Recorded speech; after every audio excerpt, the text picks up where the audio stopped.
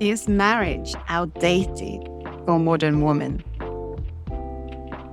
Hello and welcome to this episode of How to Love Successfully with me, Dr. Mari Kovanen. I'm a registered psychologist, a conscious dating and relationship coach. And here on this podcast, we talk about anything and everything that affects you and your relationships. From dating to building a conscious relationship when you then meet your person. And today we'll be talking about, is marriage outdated? But first of all, would you like to know if the guy you are seeing, if he's worthy of your time? Would you like to know which questions to ask, how to identify if he has potential or not in the early days of dating, whether that is on a pre-qualifying call or whether that is on your first date, second date, or third date even. So I have created, is he ready for love? But more importantly, it's actually should say, is he the right guy for you? I've created this package of 20 most important first date questions. And it will really help you to reflect on whether he has potential or whether he's wasting your time. But let's go back to thinking about marriage. And is marriage outdated for a modern woman?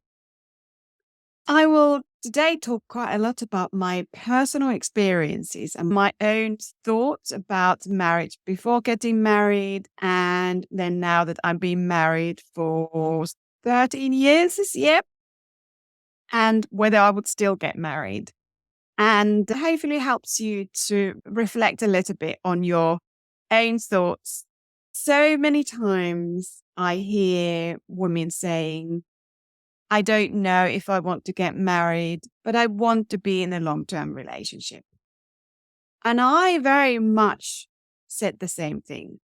Before getting married, before even meeting my husband, I wasn't quite sure whether I even believed that I would meet someone that I would potentially spend the rest of my life with this person.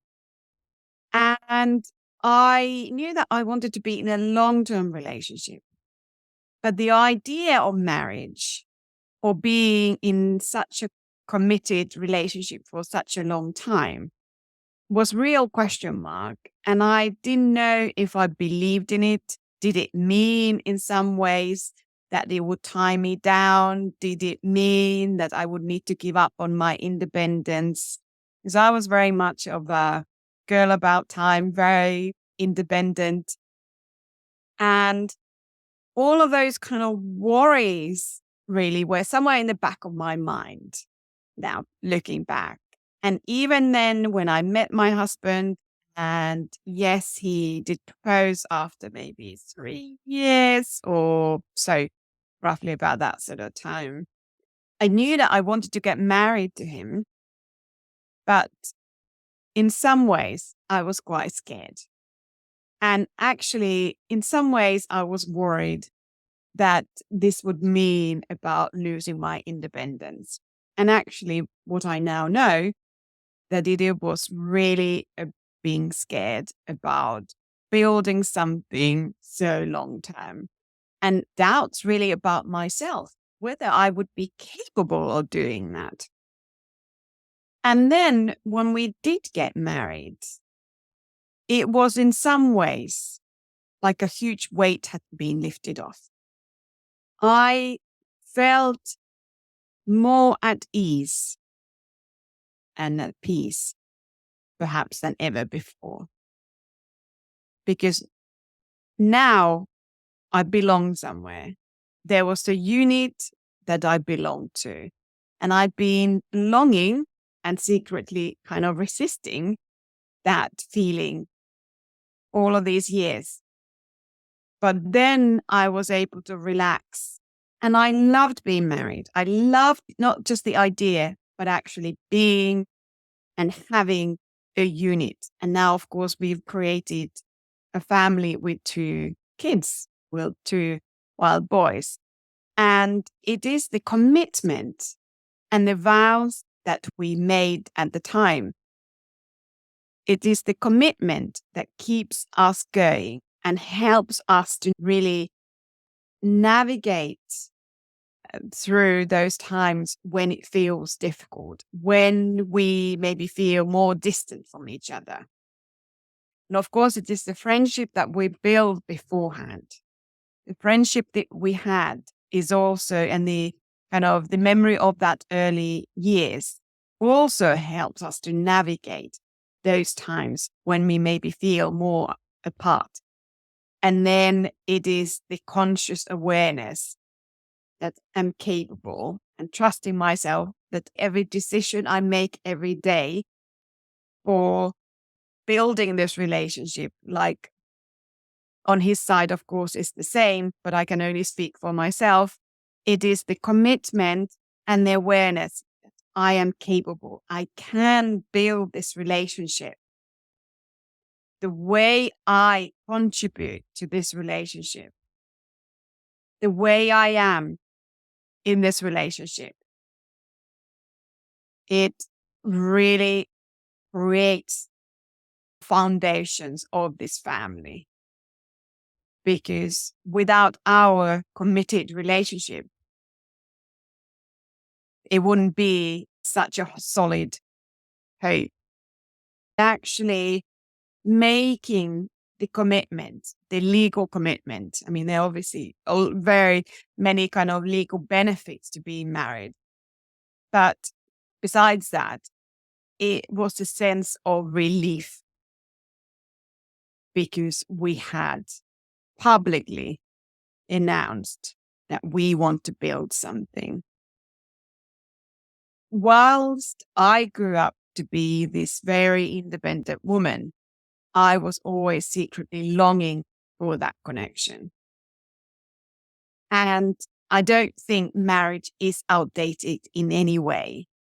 I feel that, at least personally for me, it creates stability that I was craving.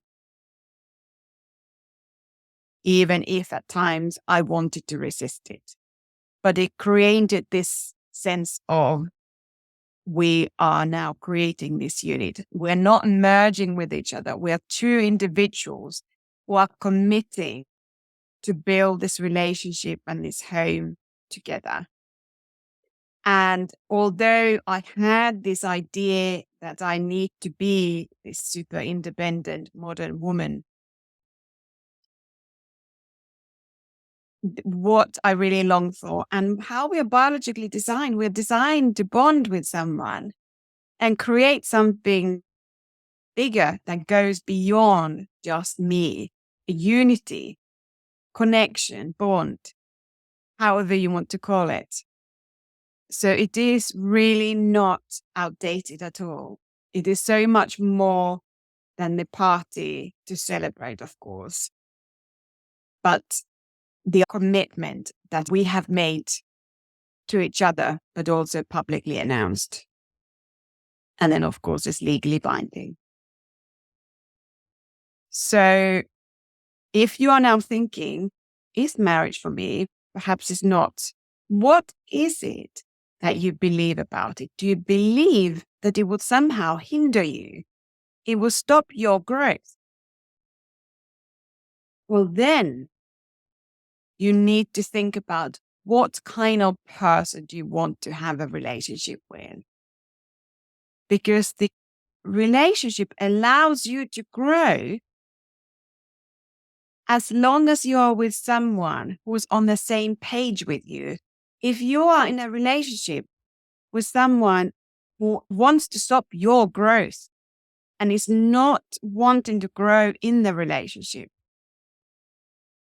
then I totally understand that marriage may feel like it's outdated because it's not with the right person. With the right person, that commitment and the stability of the relationship, of course, it can be stable, but still,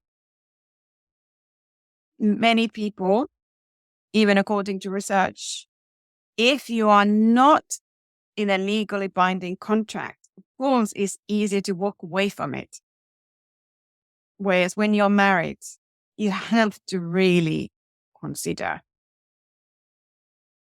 can I do anything that will help this relationship turn around? Or is this now a completely lost cause? But if you are not in a legally binding contract, because sometimes I think we need that structure. We need the structure to help us. Okay, this is what the reality is. And it's not just based on verbal agreements. On a bad day or after many bad days. But we need to go that extra mile to think about, okay, how can I turn this around? And because we made this commitment and we have this legally binding contract. So yeah, if you are thinking about, I don't know about marriage, you need to choose the right person first. That is your first step. And then with the right person, I could imagine that the commitment to something, building something together, feels more natural. If you enjoyed this podcast episode and if you learned something new or triggered a new way of thinking, please go and review this podcast on your favorite podcast platform. And I would love you to share this podcast with someone who may need to hear it. Someone who is thinking about whether it's dating or building a conscious relationship. And please remember, give yourself the love you are seeking and you will attract the love you want. Bye for now. See you next time. Bye.